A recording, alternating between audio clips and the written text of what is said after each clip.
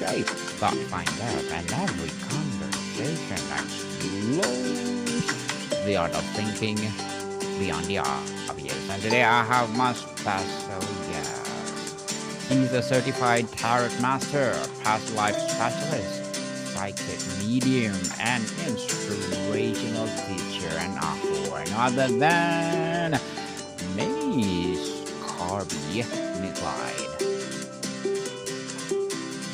Welcome, Miss Corbie on Abstract Essay. And can you please introduce more about yourself that I miss? Of course. It's what I call my 30-second elevator speech. It's what people want to know. I read a book called The Yes. Witch Family when I was 9, and I said, oh, there's magic in the world. I wanted to find it. Fast forward to 1973 when I was a senior in high school. Spencer Gifts had the James Bond 007 tarot deck, and I bought it. We were all hippies then. So I read Mhm. for 20 years. And then all of a sudden, I found I could do hands on healing and talk to people who have crossed over with no training. That's when I knew that the universe was handing me my draft notice. I did it part time until 9/11. As I watched the towers burn, I said to my husband, I have to do the psychic work full time. People need to know there are other answers out there. He said, I believe in you, go do it. Since then, it's 7 days a week, 14 hours a day. I read about 1,000 people a year, and I get up in the morning. I don't have to get up in the morning. That's the biggest gift. And thank you for that gift that you're sharing to us, Miss Corbie. We need to support you for that. Thank you. So today let's talk about, is karma really just good and bad or something more? The word karma is often used to mean, well, to attract or cosmic reward or punishment. How does this popular understanding diverge from its original philosophical or spiritual roots? I basically say anyone who thinks that karma is just bad and good has the kindergarten version. Hmm. The work that I did with Robert Schwartz on his books with Life Between Life and Pre-Birth Planning, what we discovered is karma is really five things: unbalanced energy, healing, service, contrast, and healing of beliefs. Your karma is what you decide to work on while you are here on earth. It is not you're a bad person or you're a good person, because all souls are good, are compassionate, are loving. It is the Mhm. personality, the acting coat that we put on that determines whether someone appears good or appears bad to other people. Interesting, Miss Corby. If his karma isn't as simply a cosmic scorecard of a good or a bad deed, what is the most fundamental misconception we need to unlearn first? Karma is like your major in college. Let's say Hmm. you decide you're going to be a physics major. You will Okay. graduate with a physics degree, but you can either take all easy courses or double major plus lab. That's your free will. So, how you choose to learn the karma that you came down to work on is what appears bad and good to other people. For instance, let's say that you were working on unbalanced energy with someone from a previous life. They always took care of you because you were in an accident and therefore in a wheelchair. It would flip in this life, whereas you would be the one who was a caretaker. That's your karma. Whether you do it with grace and compassion or begrudgingly and basically leaving the other person helpless, that's your free will. And that determines how much you learn from the karma. Miss Corby, how does the concept of karma offer or differ from the Western idea of fate and destiny? Where does human agency fit in? That's the free will part.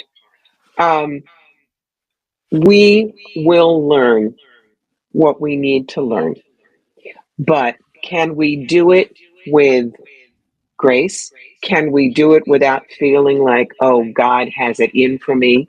Can we Mm-hmm. see the usefulness of it? That's the difference. The wonderful example I always use is Ryan White. This is appropriate because we're recording this on AIDS Day. Mm-hmm. Ryan was the young man who got AIDS from a blood transfusion in the late 80s. And he was treated like a pariah. He had to fight to be able to go to school. All of a sudden, his family somehow met Elton John, who basically became the family protector. He did wonderful things for them. They grew very close.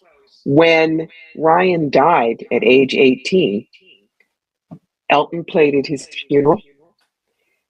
It inspired Elton to go and get clean from drugs and alcohol. And when he came out, he started the Elton John AIDS Foundation, which has raised over $500 million for global research and care for HIV and AIDS. So, where does the free will come in? If Ryan had not been the courageous soul who didn't feel sorry for himself, he didn't become that pariah that everyone was trying to make him. That's why Elton met him. That's why all of the good things happened afterwards. So, what we say is Ryan's soul looked at this life plan and said it would be a short life and a difficult one, but look at the good we can do on earth if we do it right. So, his karma was that of service. He didn't get AIDS because he was bad, Mm-hmm. which is how people would say, oh, he got it because it was bad karma. Instead, the soul took on this karma and made it work for the world on a global level through his free will. Through his will. So, Miss Corby, many traditions describe karma as law of cause and effect, like natural law. Is this more accurate to think of it as a moral law, a learning system, or something else entirely? I would never say that other religions or belief systems are wrong, because I'm not God and I will not know really until I cross over myself. Mm-hmm. But what we understand is if you believe that God is all loving, all knowing, all compassionate, then he puts in front, he, she, they, it, we don't know, Mm-hmm. put in front of us the ability for our souls to learn and grow.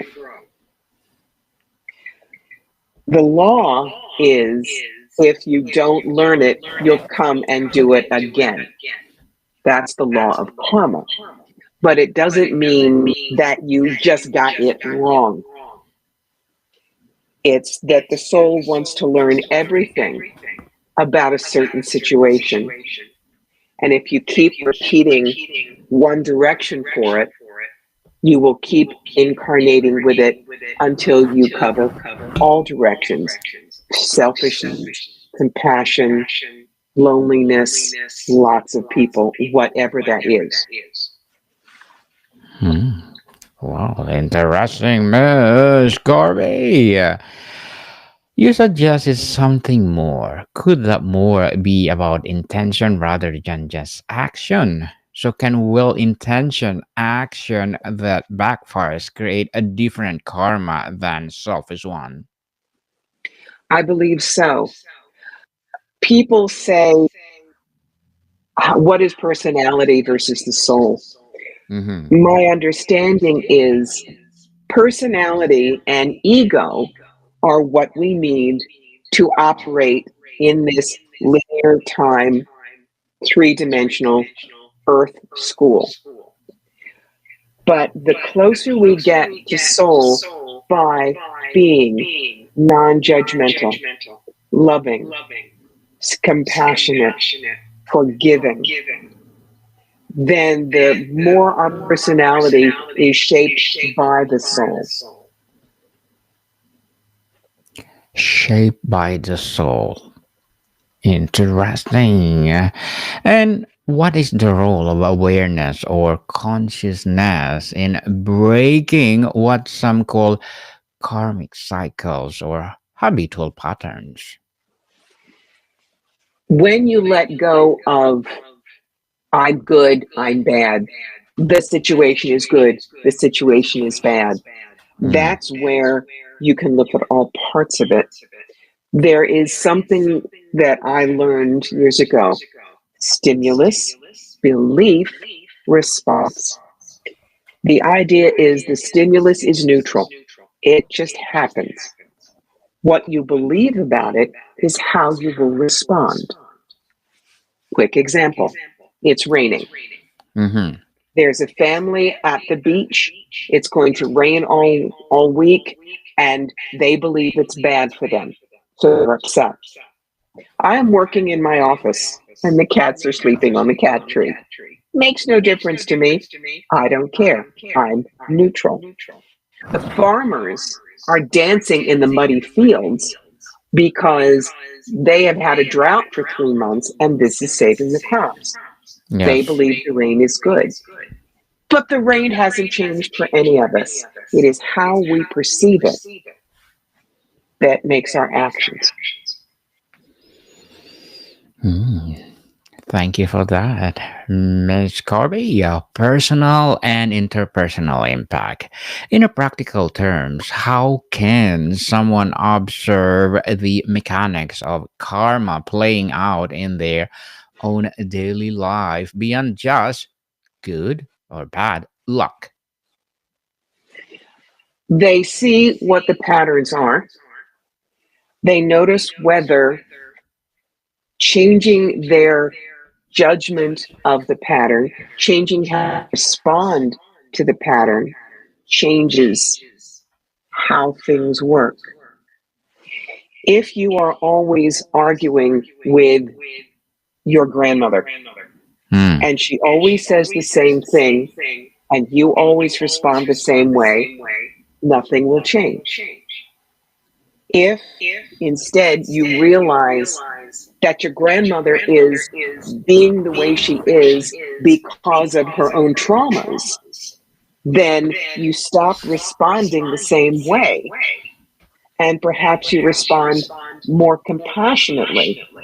All of a sudden, her behavior changes. And that changes the whole line of experience with her. So, Ms. Corby, how does the concept of karma relate to modern psychology, like the ideas of trauma responses, neural pathways, or self-fulfilling prophecies? It depends on what you want to learn, how long your soul has been down here. And that doesn't mean that souls that do more lives on earth are older than souls that don't. It could be that this particular soul really enjoys the human experience and learning with that setup. But another soul, same age, if you will, prefers doing work outside of time and space and a body. So they do most of their learning on the astral. Mhm. That's why if you say, oh, well, I must be an old soul, that's the personality, that's the ego. How old your soul is doesn't really matter. It doesn't really matter, people. And does the idea of a collective or group karma hold weight? Can we inherit or share karmic conditions with our community, nation, or even as a species? Yes, we absolutely can. When you remember we are truly all connected, Yes. then there can be larger conferences among souls before they incarnate. Um, the souls that were part of the Vietnam War, let's take that. You Mm. had the group that became South Vietnam, the group that became North Vietnam, the group that became the Americans. They had group karma and agreed not only to be within their groups for karma, but to work out the karma of war in a way that would inform the rest of humanity. Inform. I like that. To inform. Something good. Challenges and complexities, Miss Corby. How do you reconcile the concept of karma with the existence of innocent suffering?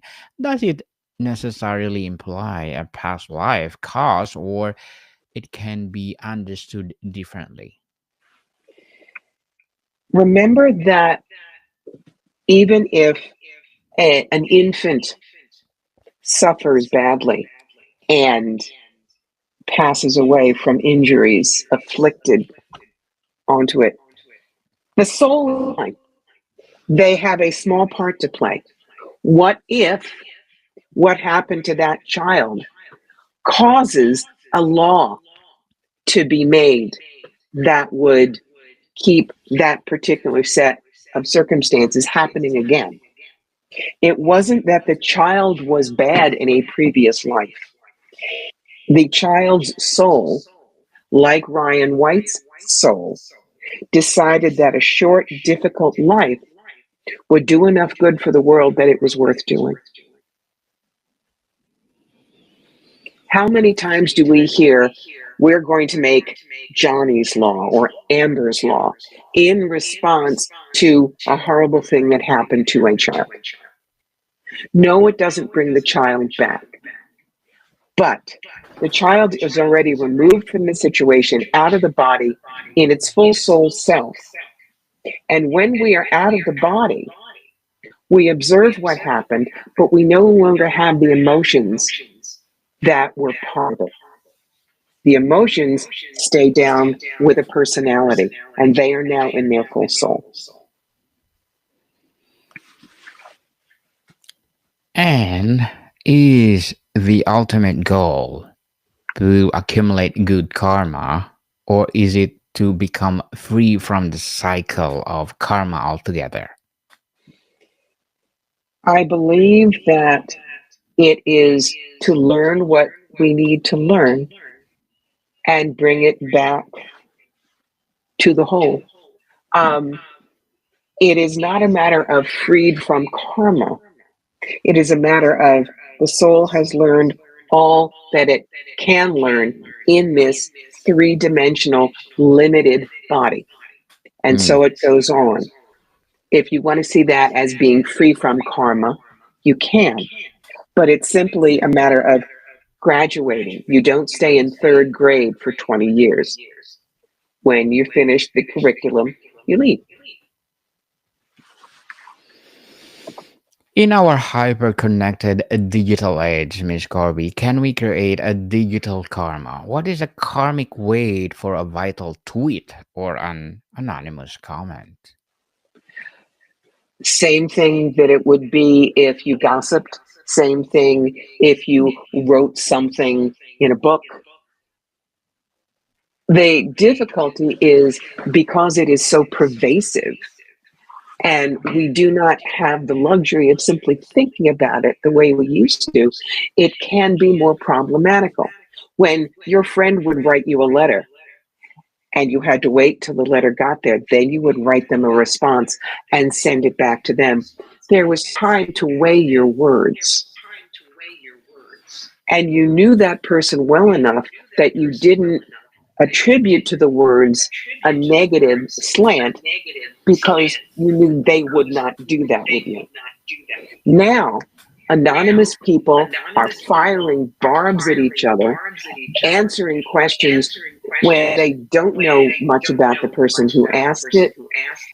And because we are so bombarded by electronic information, our ability to absorb, reflect, and respond rather than react is very difficult to find anymore.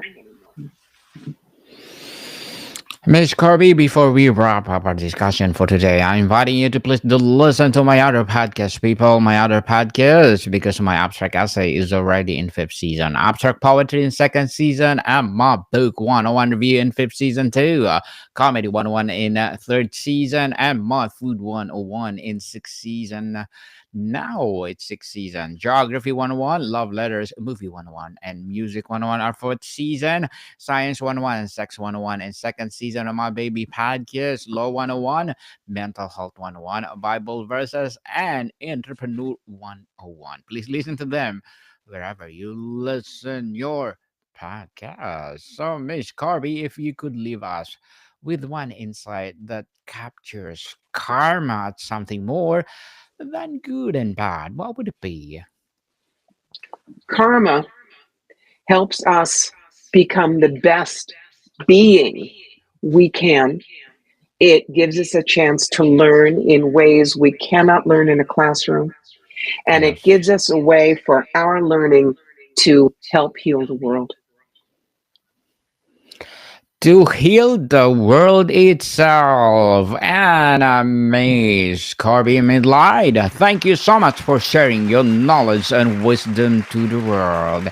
So, can you please invite our listeners to support your podcast, your books, or whatever projects that you're doing right now? Where I am most often is on TikTok, and it's the no bullshit psychic there. I'm also Mm-hmm. teaching on Patreon. So if you'd like to work on classes with me, that is the place to find it. You'll find it at Cafe Corby. And of course, there's the website, CorbieMitleid.com. Yes, people, let's support Miss Corbie Mitleid because if you support her, for sure, more and more empowering books to come, more and more empowering episodes for the podcast, and for sure, more and more empowering courses will rise. So, Miss Corbie, thank you so much for your time.